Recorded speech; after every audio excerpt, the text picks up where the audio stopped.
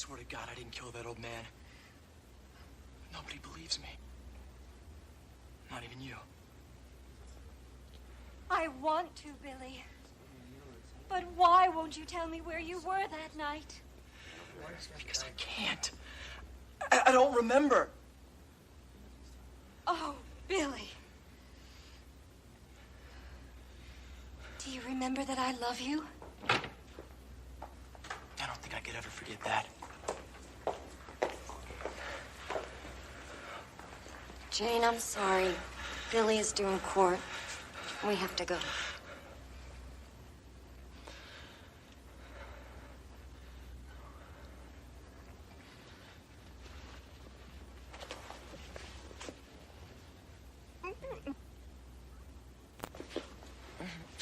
I've told you, don't ever do that to me. Cut. Come on. Let's break for lunch. And Mark, when we come back, stick to the pages as written, okay? You got it, Milt. Eddie. Eddie. Eddie, thanks. Thanks. Great. You know, Chris, I was just trying to play the moment. You really ought to try working with me, huh?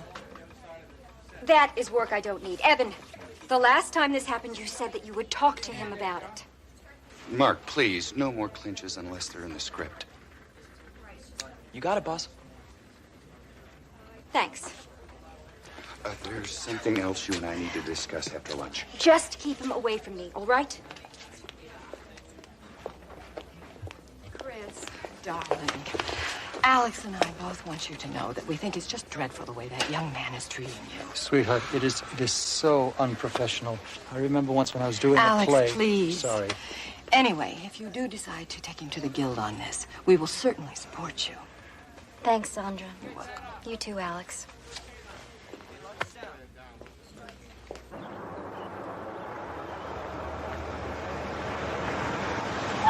Oh my God, you're Chris Buckner. You're even more beautiful in person. Janie Stockwell is my favorite character. Thank you. Oh, It's very nice. Could I have your autograph? autograph? Sure. Your autograph. What's your name? It's Peg. P-E-G. Peg. Oh. I'm sorry, Miss Buckner. Is she disturbing you? No, not at all. She's fine. Oh, thank you. You're welcome. It was really nice to meet you. Oh, nice to meet you. Take care. So nice. Ma'am, I'm afraid if you don't have a pass, you're gonna have to leave. But did you see who that was? It was Chris Buckner. She just gave me I her know, but like I autograph. told you before, there are no studio tours, no tickets to the show, and please, no more Well, autographs. wait a minute. My cousin went to Chicago last summer and she got tickets to Oprah. Well, we don't do that here. But I came all the way from... I know, and I'm sorry. Look, you're gonna have to go.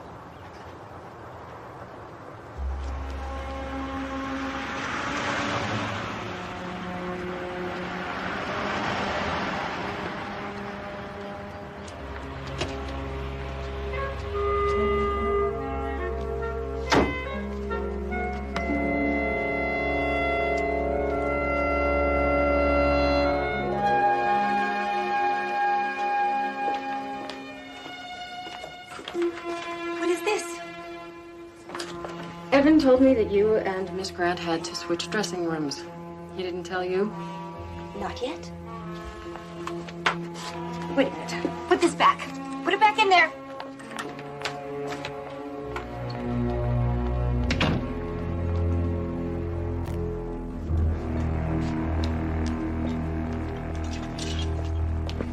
Oh, Chris, great. Here, it's for you. Everyone, this morning I asked a very special lady to share life with me. And I know you're all going to be as happy as I am that she's agreed. Ladies and gentlemen, the future Mrs. Mark Stratton, the very, very lovely Charlotte Grant. How wonderful. How wonderful. Thank you. Congratulations. Thanks, Evan. Mimi says Charlotte's getting my dressing room. I was going to tell you. Chris, it really only makes sense. After all, Charlotte's going to be working a lot more, and she's going to need a bigger dressing room. And I'm not? We decided to make a few changes in the storyline. So the rumors are true? Yeah, starting with tomorrow's script. Mark is giving you ideas for the show. Wait a second. Chris, this is an entire new storyline just for you. Go on. I can't wait. Okay. Okay. Now, we have a fight in prison. And you go on a ski trip up to Aspen to forget. But there's an avalanche. Am I frozen indefinitely? No, it's even better. By the time the rescue team finds you, you're brain dead. Flatline. The doctors have to put you in complete life support. Chris, the women, they're gonna cry their eyes out worrying when you're gonna recover. And when is that? We'll milk it as long as we can. 6 months minimum. Right. We can get Entertainment Weekly to keep tabs on it. Chris Buckner in a coma. Week 52. But I'm the love interest. Well, Chris, after your tragic accident, my attorney comes to console me, and in the midst of all my grief and all my sorrow, we fall in love. Well, it'll be great for the show, Chris. For all of us. I want out. Evan, if Chris lands on another show, that could really drain our audience. I think it would definitely be best if Chris stayed right where she is. You're under contract. Why are you listening to him? Since when does he rate special treatment? Since the network got the latest demographics report, Chris. Mark has sensational numbers with the advertiser's prime audience group. Chris, I told you. You really ought to try working with me. You rat. Ow! Ow! I could kill you for this.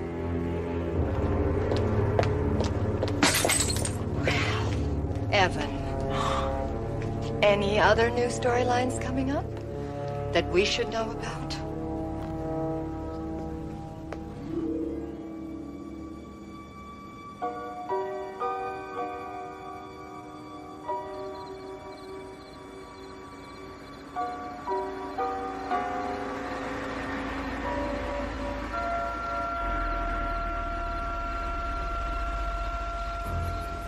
Hi, Miss Buckner. What are you doing here so late?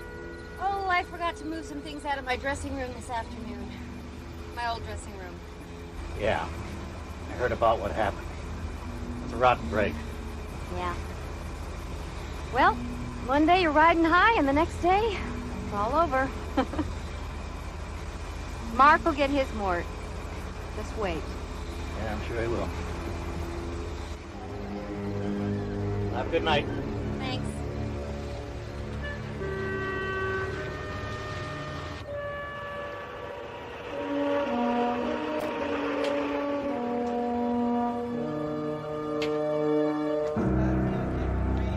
Revisions. Pages 12 and 13, Sandra. Gee, Evan, why don't you wait until the last minute? We're only supposed to shoot this in a half an hour. Oh, network notes. They just came in last night. Anything new for me in this, Evan? There's a 20-line speech on page 8. What? Oh, my God! Kidding, Alex. For God's sake.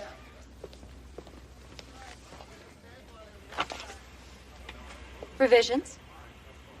Gee, I hope they don't affect my interpretation. Jane lies stiff as a board. Nothing I like better than a creative challenge. Where's Charlotte? I don't know, Evan.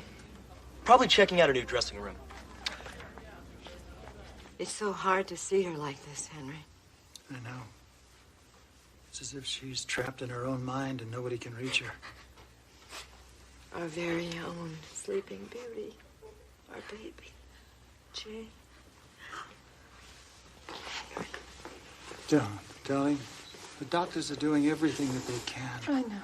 You've got to be strong for her sake. Oh, damn it, Mimi, God! Cut! Ah! Mark, could you save the yelling till after we stop the tape? Milt, she burned me! I'm sorry. Milt, I won't have to do my line over again, will I? No, Alex, we'll fix it in post. Thank you. Let's set up for the jailhouse scene. Mark and Charlotte, that's you. Charlotte? Where is Charlotte? Right here, Milt. Okay, let's block it out.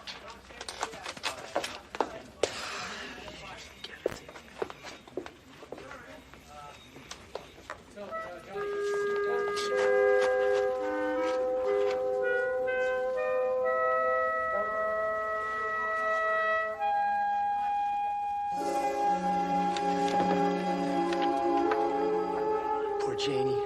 I can't stop thinking about her just lying there in the snow. I should never have let her go off angry like that, Ellen. Don't blame yourself. No. Well, who else can I blame?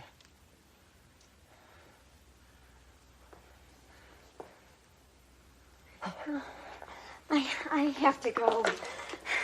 I'm due in court. I'll see you at the arraignment tomorrow. I'm going to forget what we just said. I'll never forget. I love you. Cut. Mark, cut. Give the woman some air. What? What's the problem? I thought we agreed yesterday you were going to stick to the pages as written. So Mark, you all right? What's wrong? What's happening, Mark? I can't breathe, Ellen.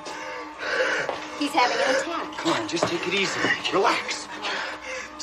I can't breathe. I can't breathe. That's my allergy kit. I need my allergy kit. It is allergy kit. Mimi. Dining room table. It's still in the pharmacy bag. Come on, it's okay, Mark. Come on. We all know what to do. This has happened before. Just keep calm. My God, shouldn't we call a doctor? Alex, please, don't get hysterical. Honey, you're gonna be just fine. You're gonna be fine.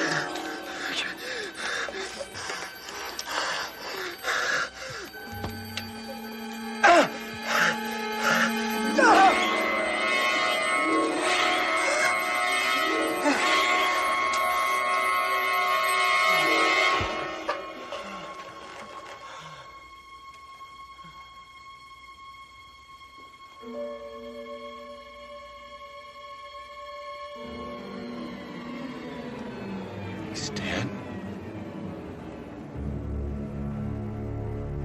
Jack Lester live for Entertainment Weekly. It has been 2 days since the unexpected death of Mark Stratton on the set of Mile High. And at this point, there's still no official word from the medical examiner's office. Perry Mason, come on. Mr. Mason. Mr. Mason. Jack Lester. Is there any truth to the rumor the police are investigating Mark Stratton's death as a homicide? Oh, I'm just here to see a friend. Miss Buckner. Oh, excuse me, just a minute.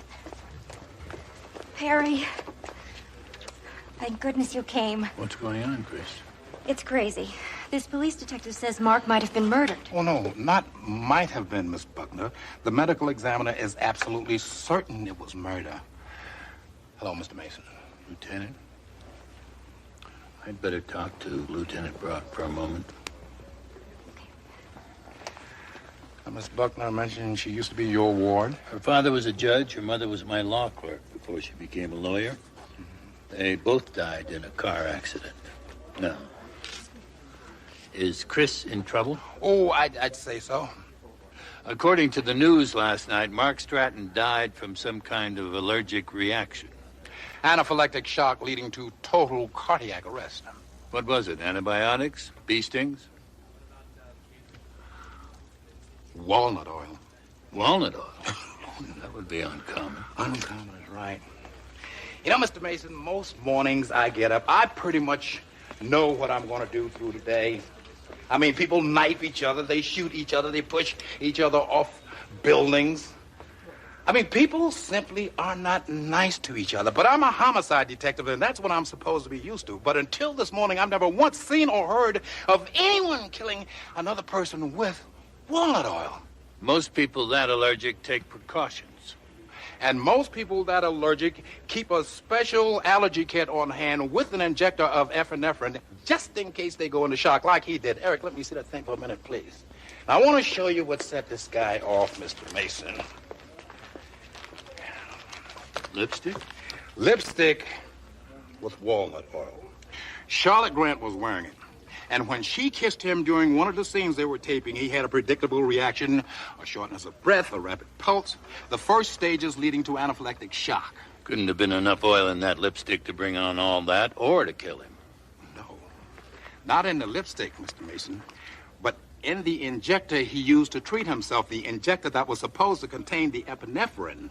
Somebody spiked it. That was loaded with walnut oil. I'm talking about the same kind of walnut oil that you'd pick up in any cooking store. That would certainly do it. See? And in this case, Stratton went to put out the fire, and he burned down the barn. How's Chris involved? Oh, Chris. I'm about to arrest her for murder. On what grounds? On the grounds she had reason to want Stratton dead. She threatened him, and she said, and I quote, right here, sir, I could kill you for this. Well? Well, there's more, sir. We found this kit in her dressing room, and it has Stratton's fingerprints all over it. Leading to what conclusion? Leading me to the conclusion that she took that kit out of Stratton's dressing room and replaced it with the one that killed him. How do you know someone else didn't tamper with the allergy kits? Because the security guard out there said that she was the only one that returned to the studio that night. What about the cast and crew who arrived in the morning? Mr. Mason, you see that makeup table? Located right across from Stratton's dressing room. Anyone going in there would have been clearly seen, sir. I think I got it with this, Miss Mason. You can't believe that. Perry, it isn't true. Lieutenant?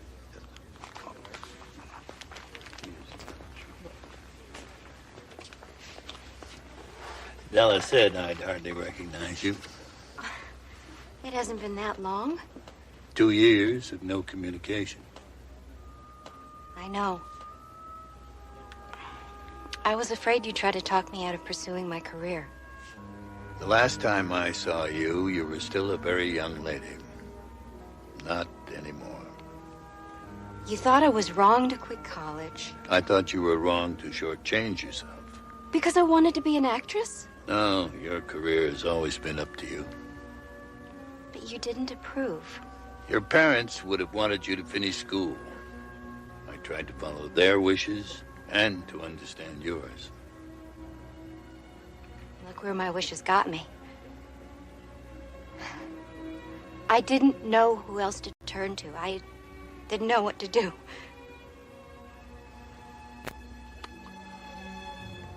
Lieutenant?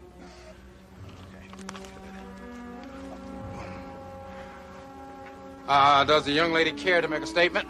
Is the young lady under arrest? Oh. Miss Buckner, I am placing you under arrest for the murder of Mark Stratton. Miss Buckner is my client. She knows her rights and has nothing to say at this time.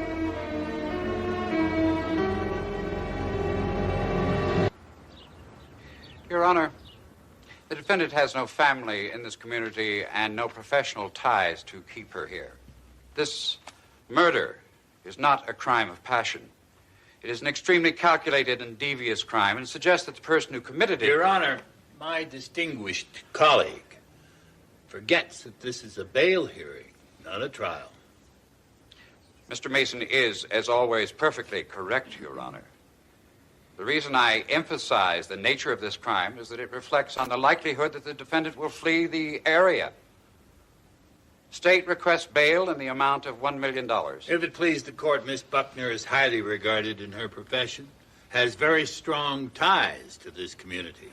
The amount of bail is unjustified. Bail is set at $100,000. It's very late. We will recess until tomorrow morning.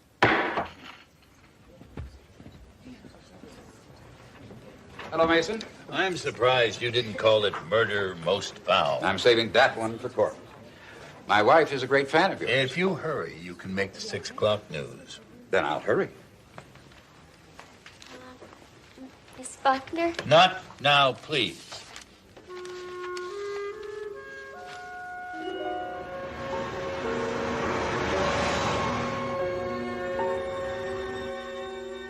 How's Chris? Oh, she's fine. We checked her into the Park Lane Hotel. Chris threatened Mark Stratton in front of 5 people the day before the murder. Evan King, the producer, Mimi Hoyle, a production assistant, Charlotte Grant, Stratton's fiancée, Sandra Drake, and Alex Straub. Who were the last 2? Well, Sandra Drake plays Aunt Margaret on Mile High, Barry. Alex Straub is Judge Henry, and Charlotte Grant is an attorney. Oh, and Mark Stratton played Billy Clavin, and Chris was Janie Stockwell. They were lovers. Only she's in a coma, and he has amnesia, and he's on trial for a murder he didn't even commit. Della, you're a soap fan? Well, Justice Thurgood Marshall was a soap fan, Ken. he used to watch his soaps in chambers between sessions of the Supreme Court. Della, find out from Chris about the people who heard her threats to Mark Stratton. Right. Ken, get permission to search his house. Brock and his people have already been through the place. That makes it easy for you. When I'm through here, I'll talk with Mort Aberdeen. Who's that? The security guard that placed Chris at the studio the night before Stratton's murder. I'll tell him he should have had a career in soap opera. And nobody, Mr. Mason.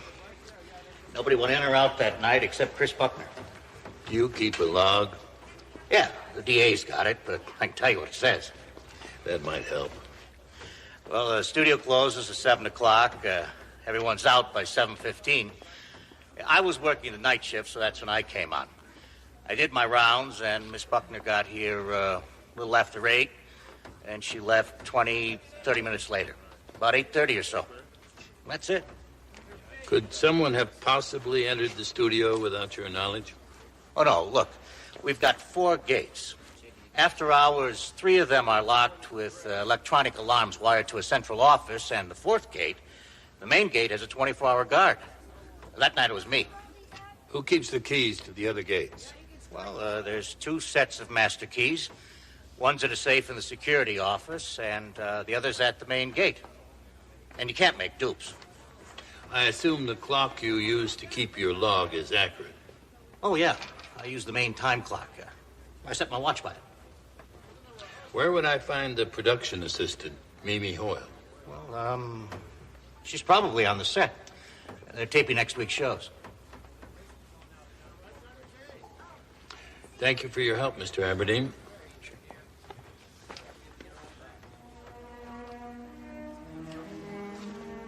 Mr. Mason, no matter what they say, I think Chris is a good kid. So do I, sir. So do I. I just can't look at him like this, Henry. It's almost like he's in some kind of dark dream. I know. It's as if she's trapped in her own This mind. is Nobody the can background reach her. information you wanted. We're very sleeping. That's Sandra Drake and Alex Straub. No, darling. The doctors are doing everything that they can. I know.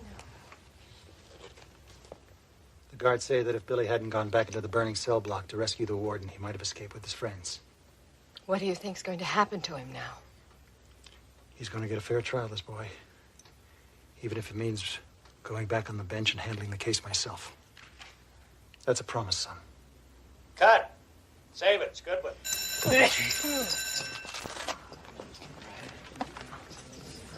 He has a mustache.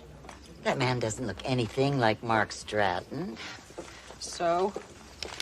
So, isn't he supposed to play Mark Stratton's character?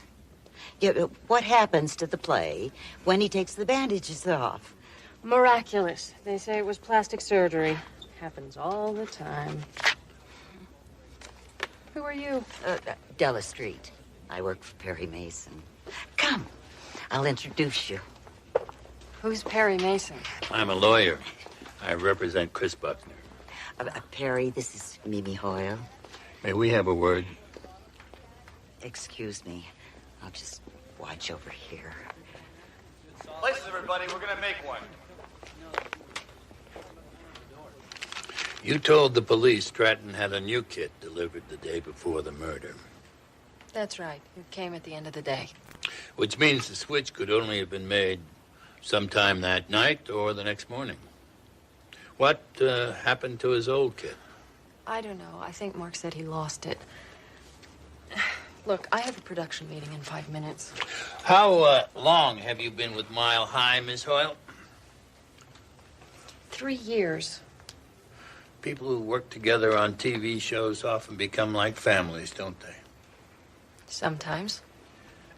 And, as in any family, it can be hard to keep secrets. I guess.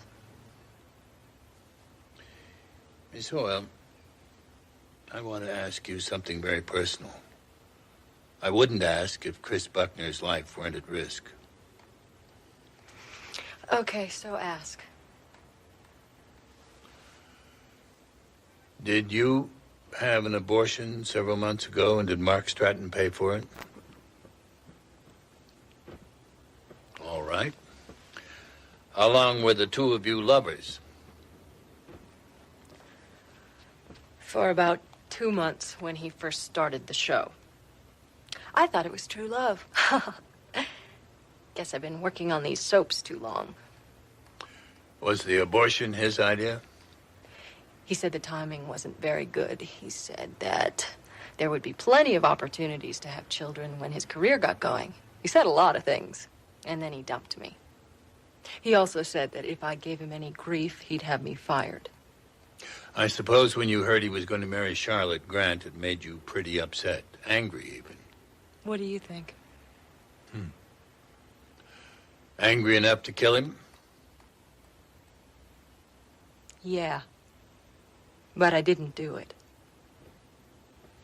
Anyway, I couldn't possibly have switched those allergy kits. I wasn't anywhere near here that night. Where were you? The Appaloosa. It's a country western bar on Fairmont. I'm there every Monday night. You can ask anyone. I don't care. Ask everyone. I intend to.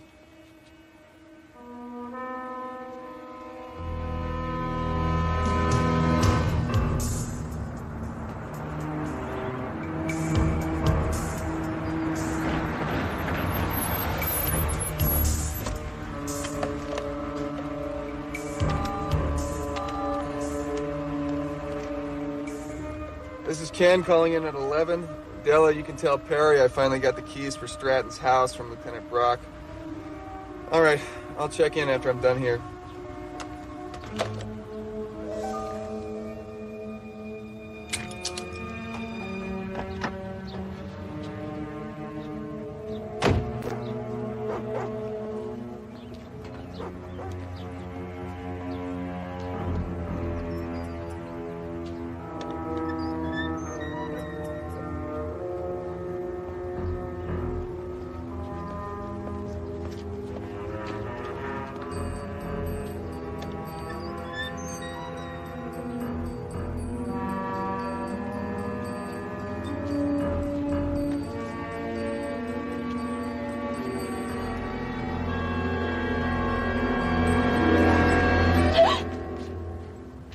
Gave me a scare. Who are you? What are you doing here? Hey, the police. I didn't mean to do anything wrong. I just wanted to see where he lived. Billy Clavin. I mean, Mark Stratton. Boy, slow down. I mean, I came up the driveway and then the gate was open, so I came inside. Then I heard this noise inside, and then you came along and scared me up to death. What noise inside?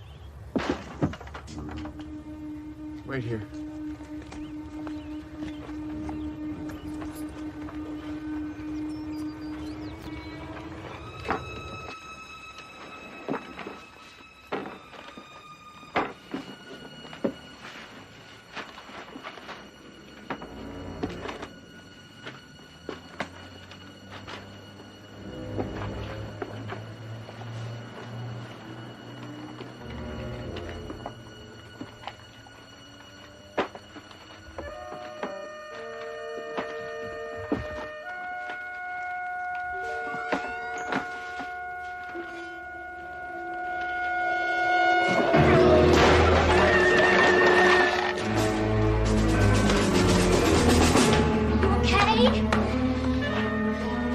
Be a whole lot better once you tell me who you are and what you think you're doing here. Well, it's a long story, but I'll try to keep it short. You see, Please. And slowly.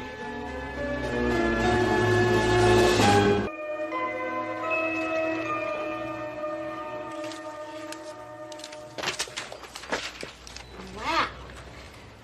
Hey. Why don't you just go home, okay? I can't. I still have 10 days left on my vacation. Hi, I'm Peg. Peg Furman. Ken Mullane.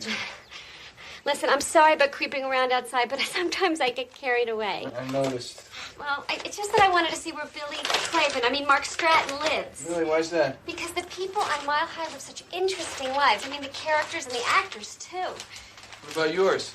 Oh, my life isn't so uninteresting. It's I have a wonderful family, and my sister has these 2 great kids that are like my own in a lot of ways. I look after them. I make clothes for them. Sometimes I forget that they're not my own kids. So when they go on vacation, I'm sort of at loose ends.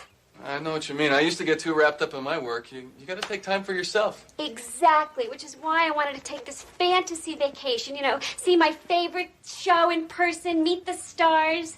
But then they didn't have tickets. Look, I know this sounds really ridiculous, but this is the first vacation that I've had since Ben died. He was my husband. It's been 3 years. Oh, I'm sorry. No, I'm okay. I just needed an adventure, that's all. Are you a policeman? No, I'm an attorney. I work with Perry Mason. Chris Buckner's attorney? Well, I think it is terrible what is happening with her. What do you think that man was looking for? Whatever it is, I think we stopped him before he found it. Hey. What?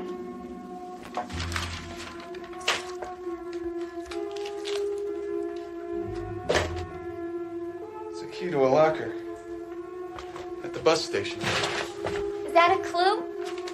Maybe. Okay, then let's go. This is a murder investigation. I can't let you get involved. But you don't know what the guy looks like who hit you, and I do, so let me help until we spot him. Okay, but you do what I tell you, and you stay out of the way. Can I drive? No.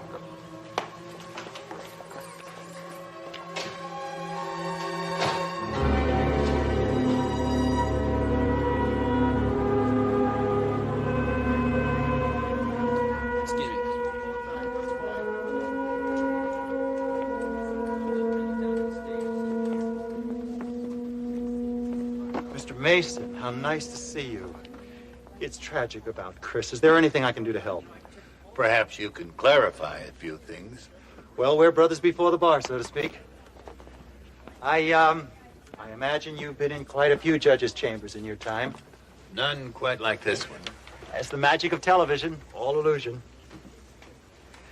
Ever watch our show? Oh. My schedule doesn't permit it, but my associate, Miss Street, is a great fan. Really? What does she think of me? I mean, as a legal professional, does she think I'm credible? I'll be sure to ask her. She did tell me that you used to be quite a leading man at the beginning of your career. Yeah, there are some people who think I could have been the next Jeff Chandler. Something went wrong?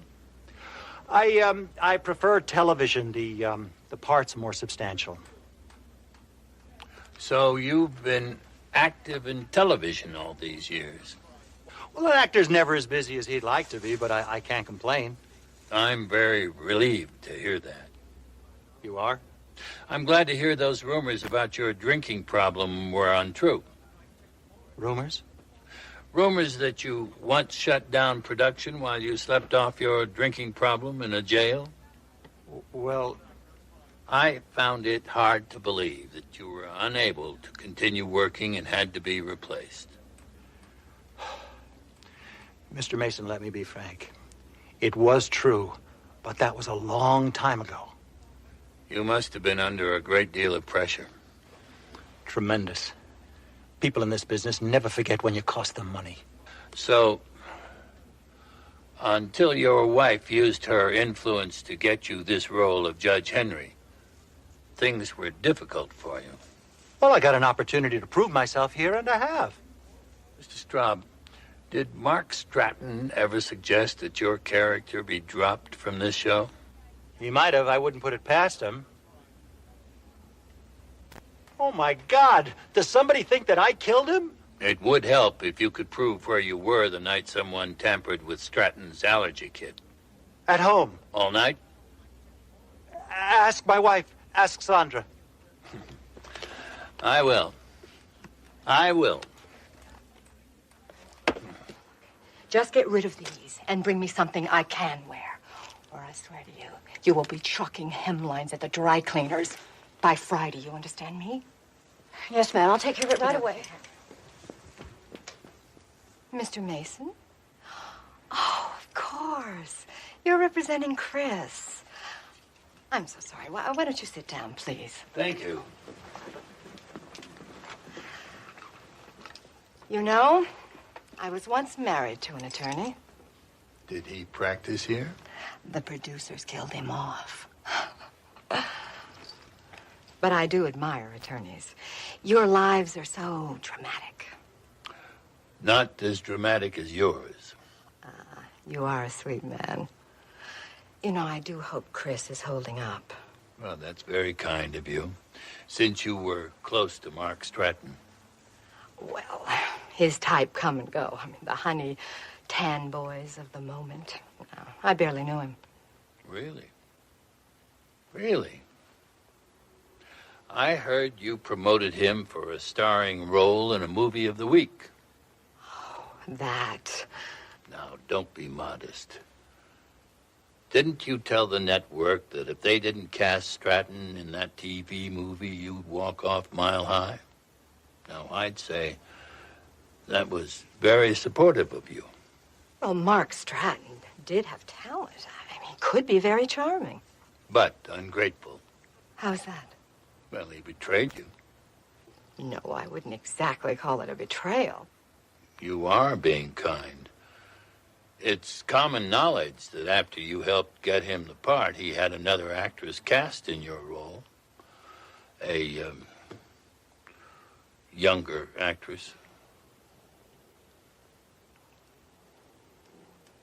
Mark Stratton did play me for a fool.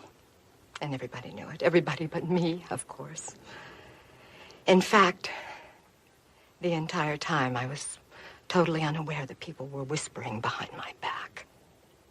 It would make anyone angry.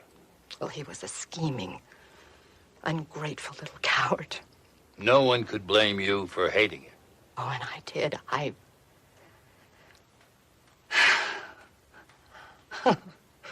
Come on, Mr. Mason. I did not kill Mark Stratton. I mean, surely Alex told you. He told me that you were together at home that night. Together at home all night. That's what he told me.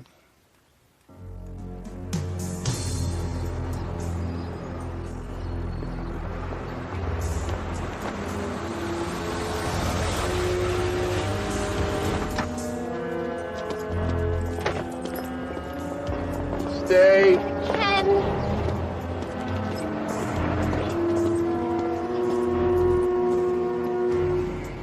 He's the guy.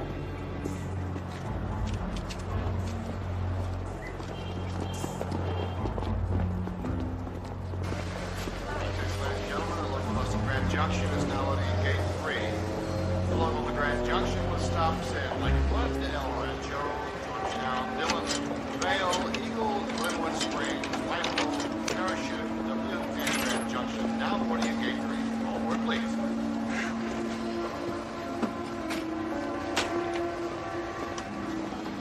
Do yourself a favor, buddy, and just give us the pictures. What pictures? Be that way. Pictures you have in the briefcase that you stole from your partner. How's that? They have an attorney. Yeah, my ex-wife had an attorney.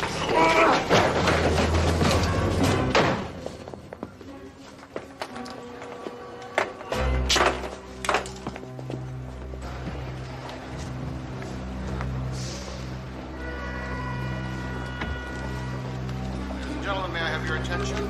Your express bus to El Paso is now boarding at Gate 1. Ken! Ken!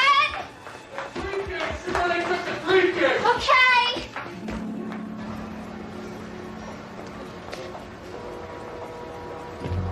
Your express bus to El Paso, Texas. Stops in Colorado Springs, Pueblo, Santa Fe, Albuquerque, and El Paso.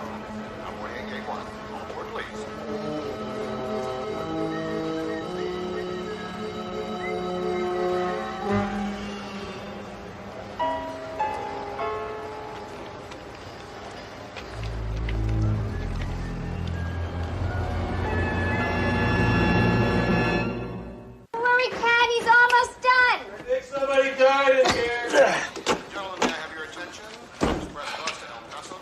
You know you're gonna have to pay the bus company to replace that lock. Huh? Okay, how much? $20 would cover it. Here, thanks a lot. This is the men's room, isn't it? Guys who snatched the briefcase, where'd they take They it? gave it to the guy we saw at Mark Stratton's house. Then he took a bus. Well, what bus? Where'd he take it? I don't know. I was. Oh, great. Oh. No! No, I do not want to write him out. Billy Clavin's murder trial is our hottest storyline right now. Network, just be a minute. So he's dead. We can work with it. Plastic surgery. Get it? We keep our new guy wrapped in bandages a couple of weeks. By the time the rags come off, nobody will even remember what Stratton looked like. Yeah, you got it. You work for Perry Mason, right? Della Street. Sorry to keep you waiting. Oh, no problem. It must be very difficult being a producer of a daily TV drama. After 15 years, I ordered my antacid by the case. So, about Chris. Think Mason can get her off? Oh, she's innocent. Mr. Mason is planning on proving that.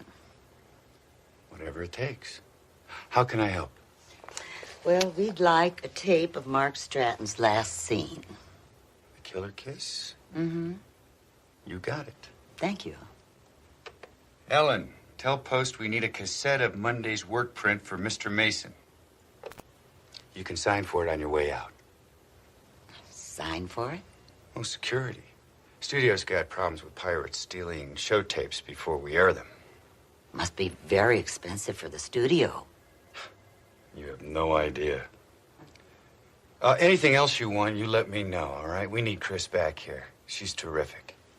If she's terrific, why did you cut her part?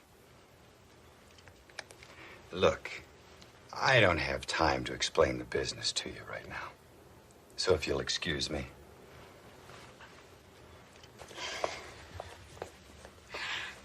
Thank you, Mr. King. Ellen, give me Bill and casting.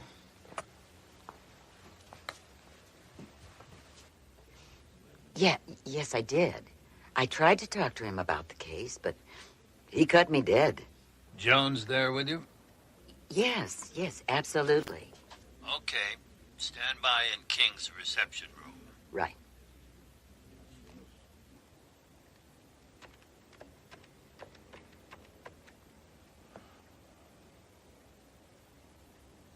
This is Perry Mason. I'm sure he's busy. Tell him it's about the network not renewing his contract.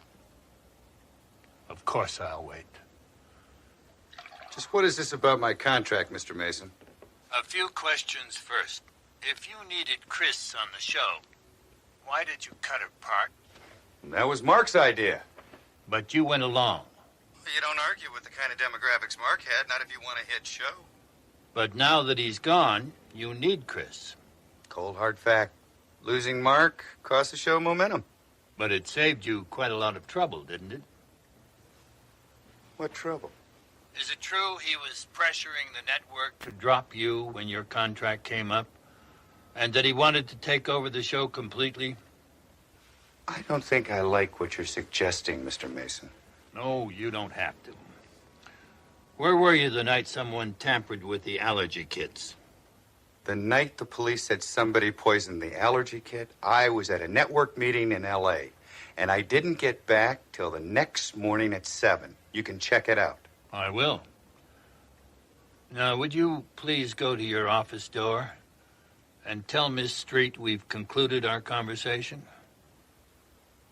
Sure. Thank you very much.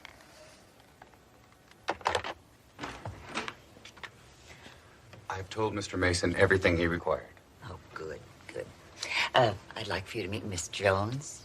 Oh, I'm sorry. I'm not interviewing actresses just now. Miss Jones is a process server, and that is your subpoena for court tomorrow. Have a nice day.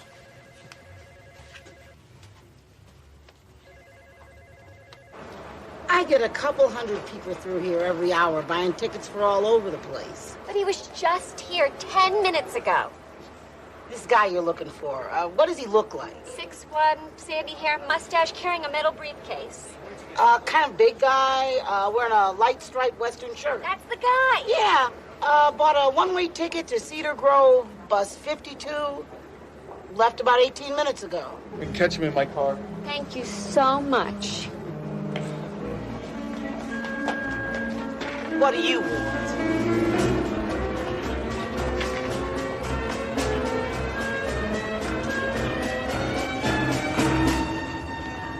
Ah, swell.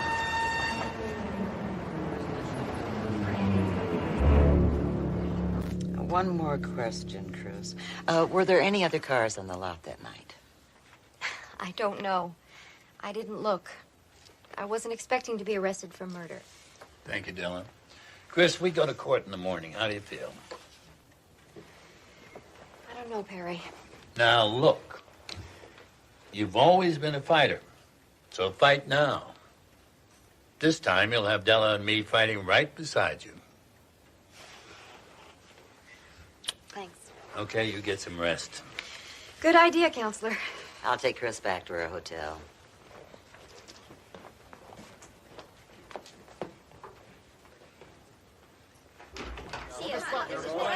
There she is. My God, Charlotte. She killed my fiancé. I loved him, and she killed him. Perry. Miss Buckner, Mike Winter, Mountain States Entertainment. Ladies and gentlemen, my client has no comment. If you want the whole truth, come to court tomorrow. Now, this is a private office. The outer door is there. A little faster, please. Miss Grant, may I have a word with you? Della, where's the Grant file? It's on the desk right there. Please take Chris into Ken's office. When we leave, we'll take the back elevator. Fine. Come on, Chris.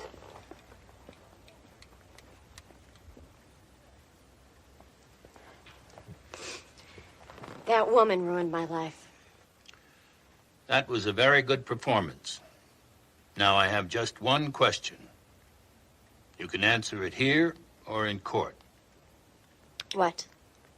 How did Fitzpatrick feel about your engagement to Mark Stratton? Who?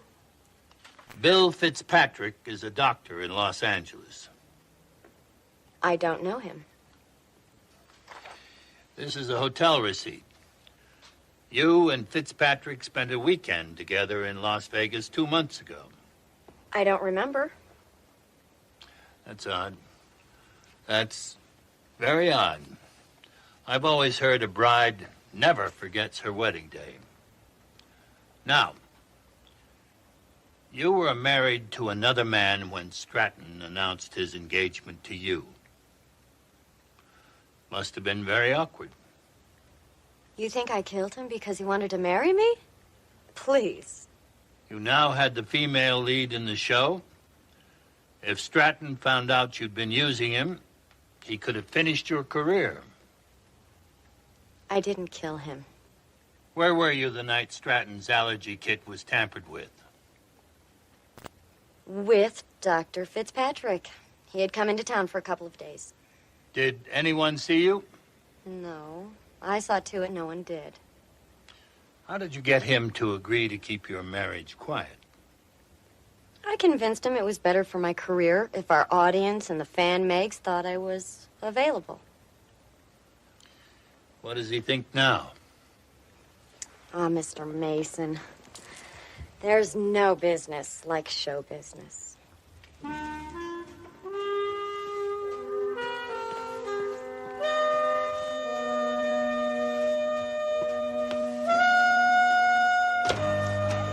Miss Grant, if I could just have one more moment, please. Yes, now, Mark Stratton was your fiancé, is that right? Yes. I'm just devastated by all of this. I just can't.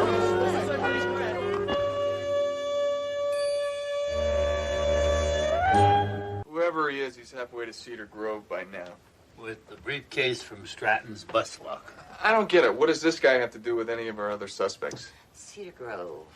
Why does that sound so familiar? That's where Mark Stratton grew up. That's right. I read it in Soap Season Digest. Soap Season Digest? I read it in the dentist's office. The May issue. Mark grew up poor in a small town, but he never gave up his dream of stardom. Cedar Grove, see? Okay, Ken. Next stop, Cedar Grove. When do we leave? We don't leave. I leave. You go home. Mr. Mason, I was outside the studio the night before it happened. I was on the set when he died. I was even at his house. Perry, I got a long drive. The man who was at the house who took the briefcase, Ken, doesn't know what he looks like. But you do. Great.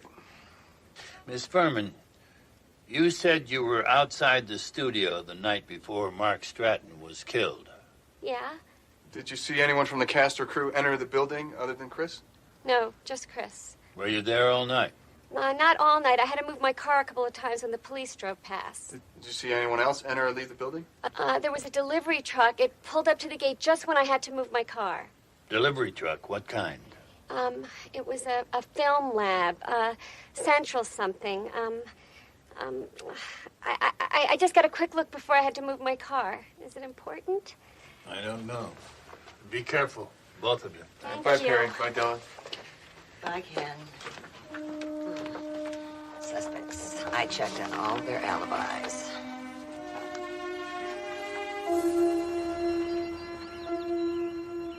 I'm going to forget what we said to each other. I'm never gonna forget. I love you. Lieutenant Brock, this container holds the theatrical lipstick Charlotte Grant wore in the scene we just saw. Testimony from forensics has established that it was spiked with walnut oil, and we know from the medical examiner that Mark Stratton was severely allergic to walnuts. Other than Charlotte Grant's fingerprints, can you tell us whose fingerprints were found on this container? The defendant's, Chris Buckner. We already have been told by the medical examiner that the fatal dose of walnut oil was in an injection given by the victim to himself. Lieutenant, I now show you an allergy kit, serial number 39021, manufactured by Andrews Pharmaceutical, and ask if you can identify it. Yes, this is a kit that was found next to the decedent's body by the medical examiner. And subsequently sent to the forensics laboratory, and what have you learned from their examination? According to specifications, the injector was to contain 0.3 cc's of epinephrine. Instead, it contained pure walnut oil. Someone emptied the injector of epinephrine and replaced it with the deadly walnut oil, didn't they? That is exactly what happened.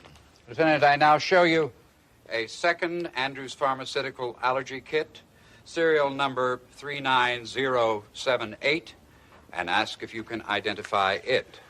Yes, I personally located this kit, and as you can see, it has my mark on it. And where did you find it? In the defendant's dressing room on a shelf in her closet. Thank you, Lieutenant. I have no further questions. Defense has no questions.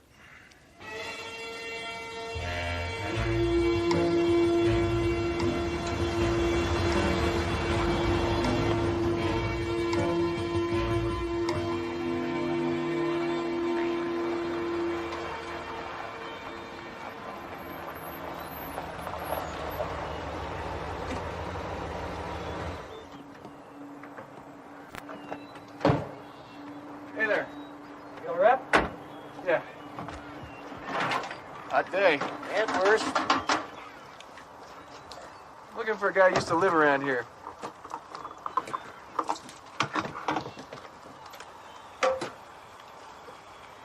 Mark Stratton.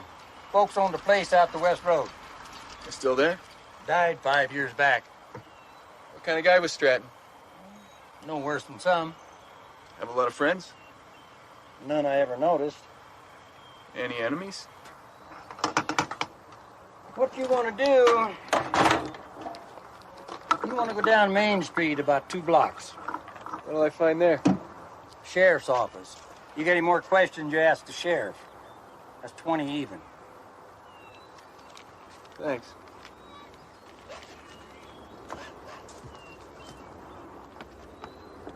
luck? Not much. So what are we gonna do? Check in with the local law. Ask around, see if anyone's seen a husky guy in a striped shirt carrying a metal briefcase. Oh my God. What? That's him. Sheriff's office down Main Street. Meet me there.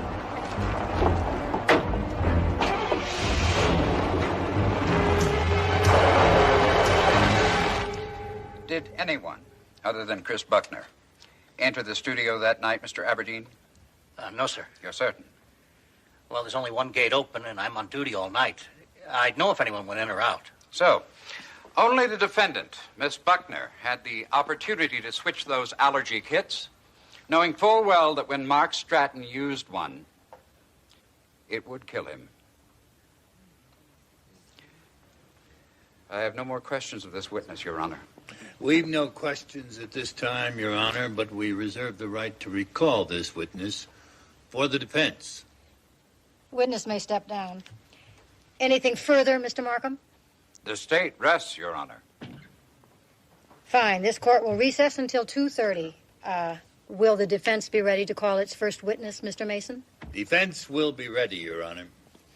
This court is in recess.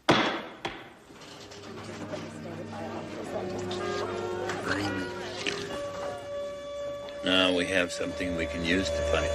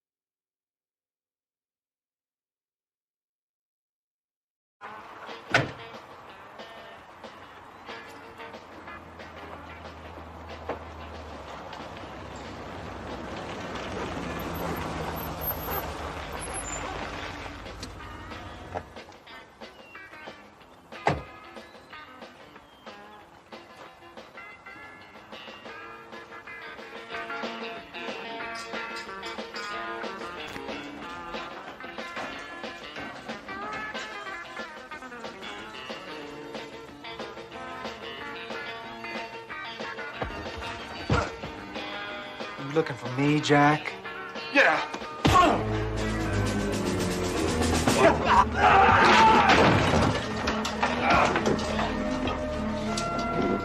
Hey, what the? Help!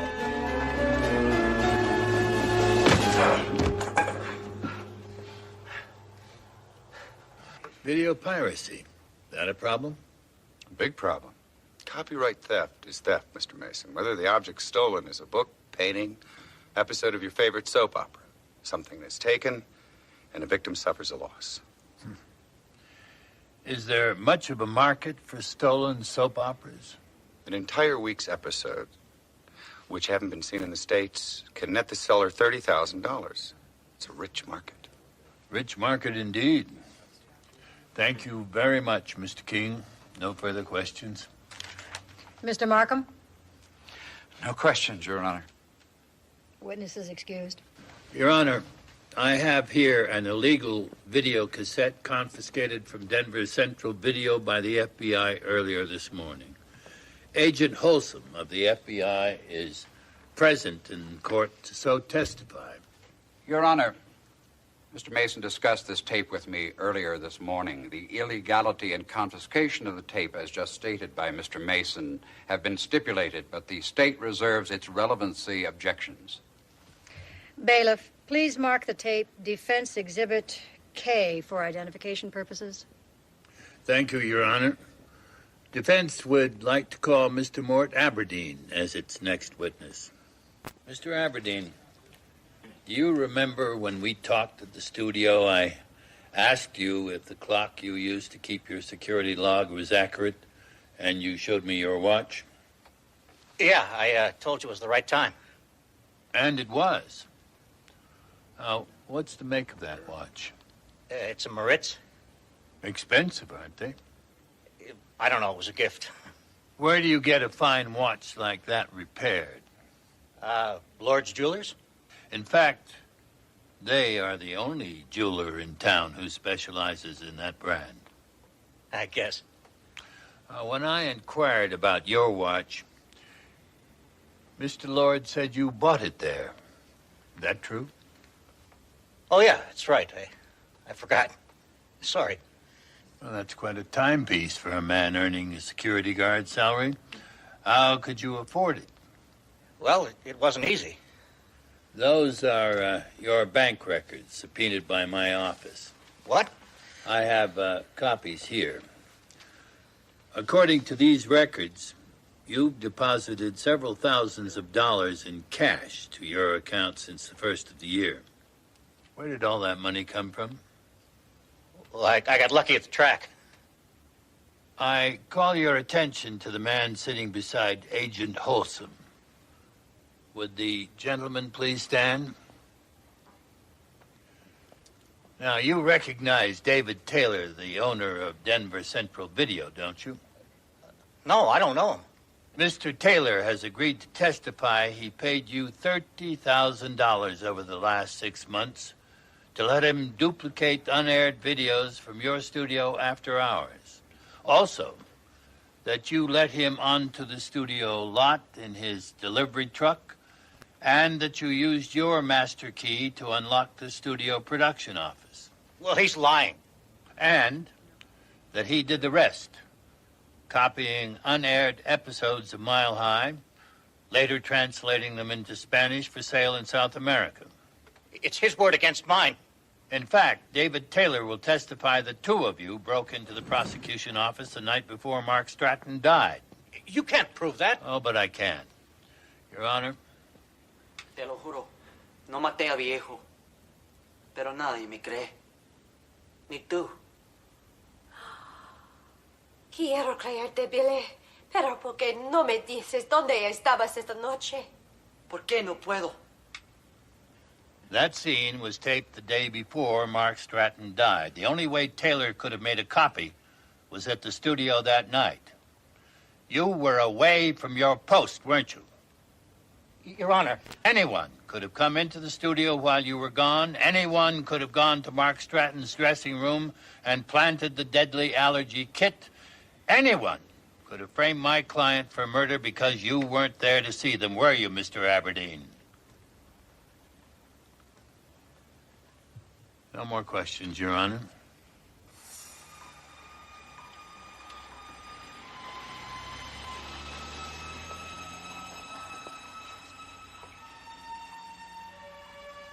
You again. Ugh. Why'd you hit me? Why do you think? Oh, you should have hit the other guy. Where is he? He's here. I need to make a phone call. Sheriff says I can wait. I'm an attorney working on a murder Sheriff trial. says that you're a druggie. Sheriff Watson says you're more dangerous than you look. What? Who's Sheriff Watson?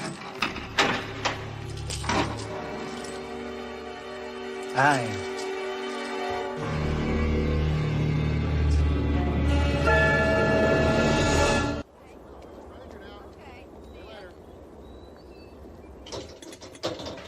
Hey! Hey! Hey! I want to make a phone call. You don't need a phone call. Well, you can't hold me like this without a charge. You got a charge. Assaulting an officer of the law. Me. I know you were searching in Mark Stratton's house. I know you paid those thugs to mug me for his briefcase. You know that, do you? Whatever you're up to, you're not going to get away with it. That's your legal opinion? Yeah. Well, I'm the law here, son. The only legal opinion that counts hereabouts is mine.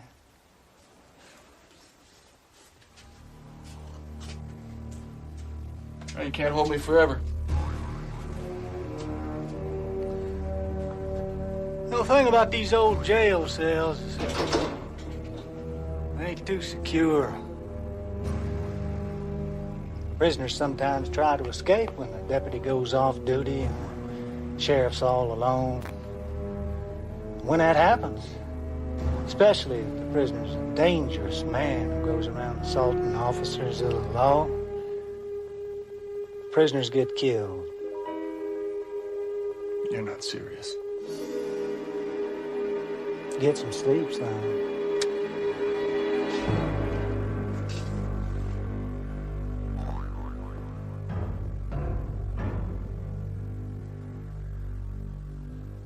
You and your wife were at home the night before Mark Stratton's murder. All night. Mr. Straub, do you ever visit the Cregan service station 2 blocks from Mile High Studio? Only if I need gas. Did you need gas on Monday, October 11th? No. I have here a receipt from Cregan service station. It shows your gas card was used to pump gas on October 11th.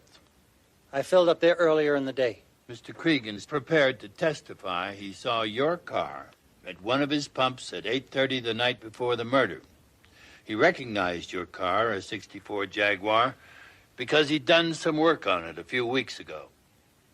He made a mistake. He didn't get a look at the driver because those pumps are activated automatically by credit card. I was home. No. You were on your way to Mile High Studio, weren't you? No.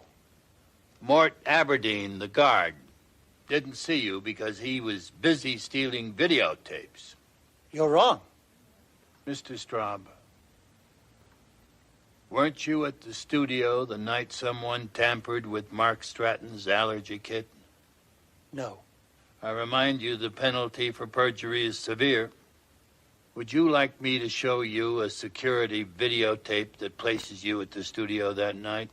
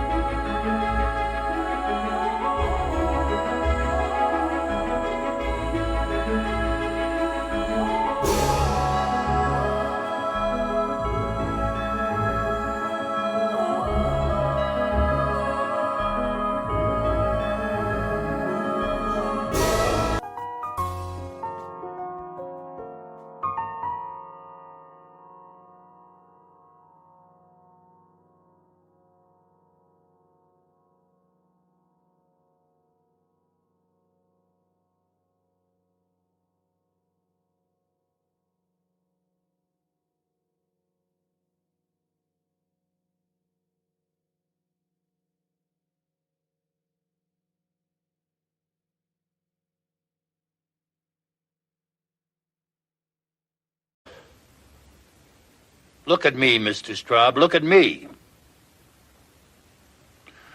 Now, what were you doing at the studio? I did it. I'm the one you want. I took the car. I changed the kit. I killed him. Bailiff, make that woman sit down now, or I will clear the courtroom.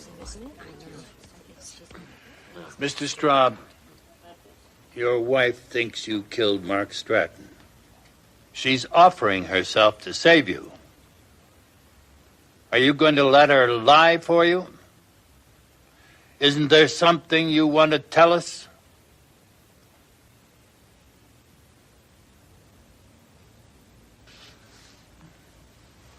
Defense has no more questions of this witness. Your Honor, the prosecution has no cross-examination and moves to strike this entire testimony. Mr. Mason is engaged in theatrics, whose only purpose is to confuse the issue. Your Honor, the next witness should clear up the prosecution's confusion. Very well. Proceed. I call Mimi Hoyle.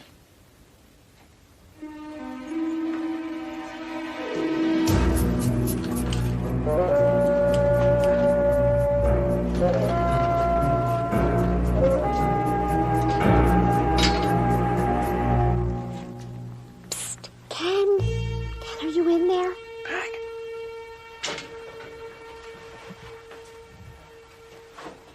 Hi. I saw what happened. You want me to call Mr. Mason? Right away. The deputy's due to go off duty any time now, and then Watson's coming back here. He's trying to spook me into making a run for it so he can shoot me. God, what'll we do? I'm thinking about it. Excuse me, sir. Can I have change for $1? I only have 2 quarters. Okay, I'll trade you my $1 for your 2 quarters.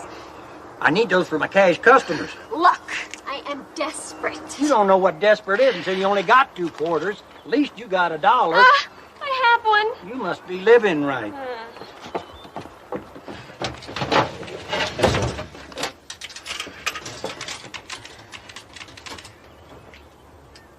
Hello, Mr. Mason, please.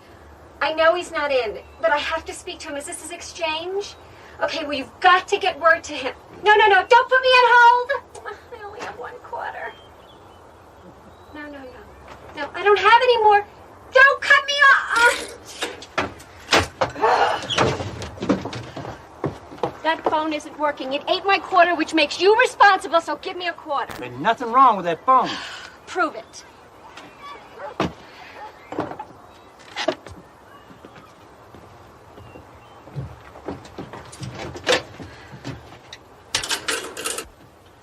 Here, see? Now, just hey. Mr. Mason, please. And don't put me on hold. The night you're talking about, I was at a country western bar. The Appaloosa. You told me you were a regular there every Monday night. That's right. But on that particular Monday night, Miss Hoyle, the Appaloosa was closed due to a power failure. But you would have known that had you been there. Will you identify this for the court, Miss Hoyle? It looks like a blow-up of one of the crew time cards we use at the studio. In fact, it's your time card. It indicates you clocked in on the morning of October 11th, but never clocked out. I forgot. Did you also forget to clock in again the next morning, October 12th? I forgot. The time clock is in the guard shack at the front gate. Every crew member entering and exiting the studio has to clock in. Oh, isn't that so? Yes. The only way you could have managed not to clock in on the day of the murder is if you stayed at the studio overnight.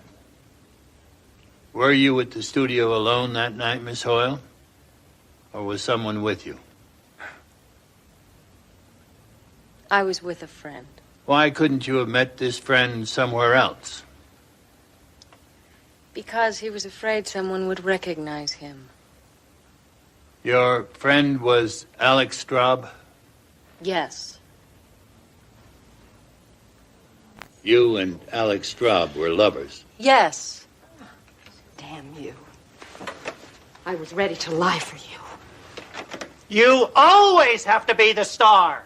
You weasel. I am the star.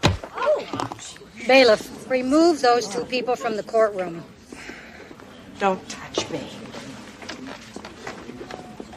Mr. Mason, do you have any more questions for this witness? Just a few, Your Honor. Where were you after the cast and crew left the studio at 7 p.m.? In Mark Stratton's dressing room. He had the only full-size bed. When did Alex arrive?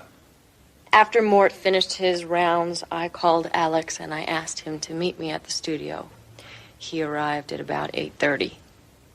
You were in Mark Stratton's dressing room all night? Yeah. When did you leave? About 7:30 the next morning. That's when Alex had to be in makeup. And during the time you were in his dressing room from 7 that night until 7:30 the next morning, did you see Miss Buckner enter and tamper with these kits? No. Defense has no more questions of this witness, Your Honor. Miss Hoyle, you were in Mark Stratton's dressing room until 7:30 a.m. on the morning of the murder. How many times do I have to say this? Yes. But according to this cast sign-in sheet, Mark Stratton arrived at 7 a.m. that morning. Mark always arrived after 8, and I always marked his sign-in sheet an hour earlier. Otherwise, the production office gave him grief. I see. And according to this same sign-in sheet, what time did the defendant, Miss Buckner, arrive? 7:42. In other words, you and Mr. Straub left the victim's dressing room around 7:30. Mark Stratton didn't arrive until after 8. But the defendant, Miss Buckner, was present in the studio at 7:42 a.m. Yes. So Chris Buckner would have been able to come into Mark Stratton's dressing room and switch the kits after you had gone without your knowing a thing about it. Your Honor, I need to ask for an immediate recess. Just a minute, Mr. Mason. I'm not through here. No minute, Mr. Markham. I'm sorry, Your Honor, but I need to leave court immediately. A very unusual request, Mr. Mason, but with your obvious concern, I'm inclined to grant a recess until 10 a.m. tomorrow morning. Mr. Markham? Very well, Your Honor. I've made my point here. Mr. Mason?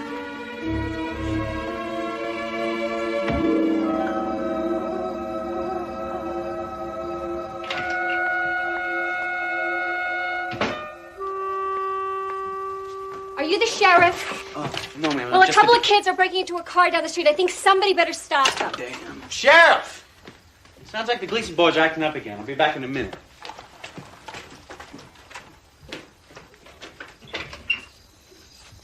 Help you, ma'am? I was just telling your deputy that... You're not from around here, are you? Who are you visiting? My cousin Fred. Fred who? Sheriff. Is somebody hurt in there? You stay here. Oh, that old gag. You must think I'm stupid.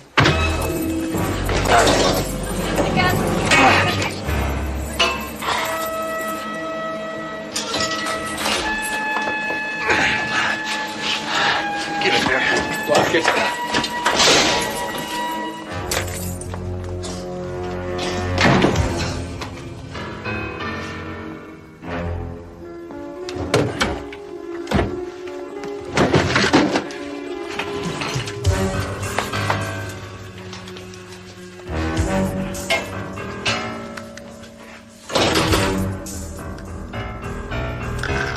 Always saying what you do is too dangerous. Well, I'm agreeing with you now, so don't you think it's probably crazy we should get out of here? I only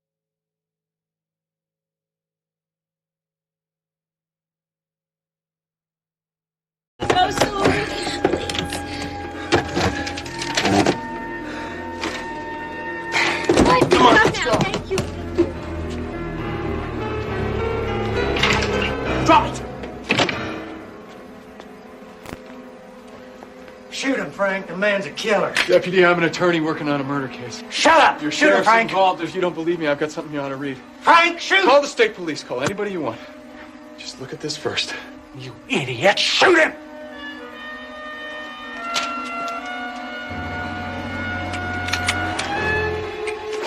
Don't you move, Jim. Or I swear I'll shoot you dead. Put it down. Down!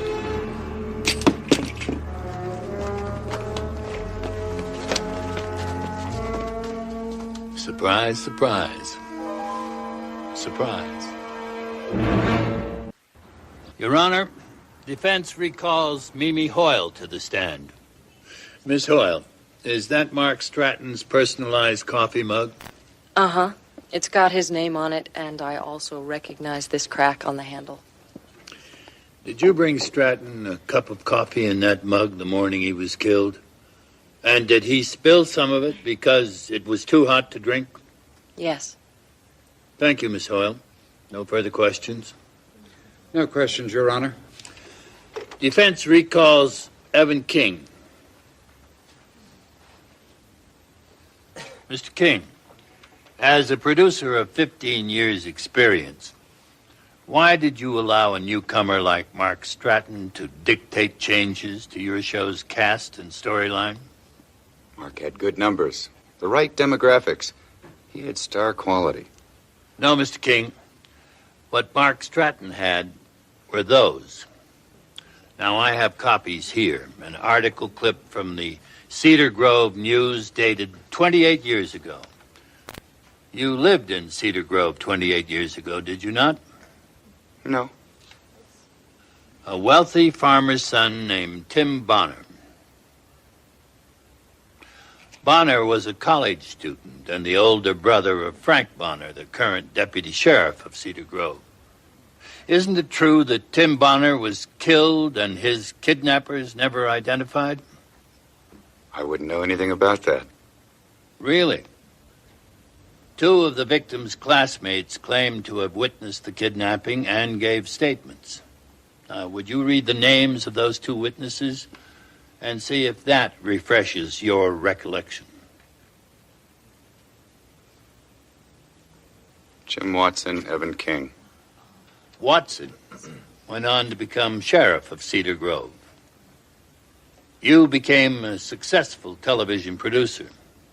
You and Watson lied about the kidnapping. No. Perhaps hearing this tape recorded by Mr. Stratton will refresh your memory. Hi, Evan. It's Mark Stratton. This is tape 1 of 2. The other's safely locked away. Now, it's a funny thing. 20 years ago, I was a kid growing up in Cedar Grove. I used to play at the old granary north of town. You remember. One day I saw you and Jim Watson take Timmy Bonner to the fields behind the granary. Except Timmy never came back. Only you and Watson came out again, and both of you had blood all over you. Tim Bonner was found a week later, dead. I was just a kid then, and I didn't put it all together. But when I recognized you at the audition the other day, the pieces began to fit. Hey, look, Evan, I can keep quiet, but I sure could use some help with my career. It's like the man said. This could be the beginning of a beautiful friendship. Jim Watson was arrested last night.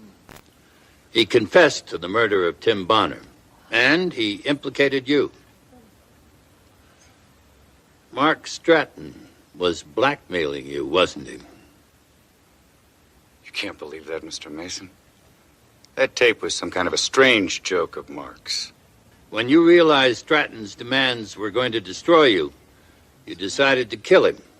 Your Honor, I'm not on trial here. Mr. King, Charlotte Grant's lipstick was spiked by you. You planted the deadly allergy kit in Stratton's bedroom that morning. You hid the original kit in Chris Buckner's dressing room. In other words, Mr. King, you framed my client. You can't prove that.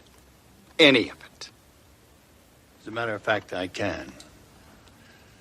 It always puzzled me how the killer could be sure Mark would kiss Charlotte while she was wearing that lipstick. The kiss wasn't even in the script. No. It wasn't in any of the scripts taken from the studio set by the police, but it was in Mark Stratton's script. What are you talking about? The script with Stratton's name on it, found by the police on the set after his death, is not the script he was studying the morning he died. The dialogue in it wasn't outlined. Mark Stratton always outlined his dialogue. Now, that is the script you handed Mark Stratton that morning, is it not? Wait a second. The script you prepared especially for him with a scene direction that reads, Billy pulls her into a hot embrace and kisses her. You can't prove Mark ever saw this script. Really? Not with Mark Stratton's personal mug and the stain it made on the script?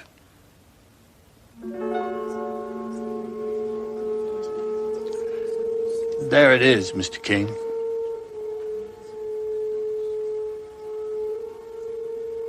All we need, Mr. King, all we need is the truth.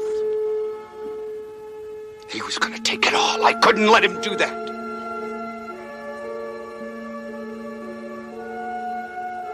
The show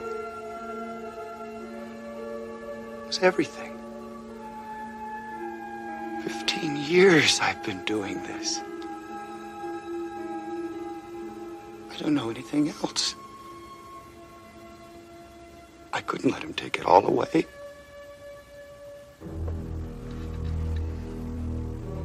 Your Honor, defense moves for a dismissal of all charges against Chris Buckner. People have no objection, Your Honor.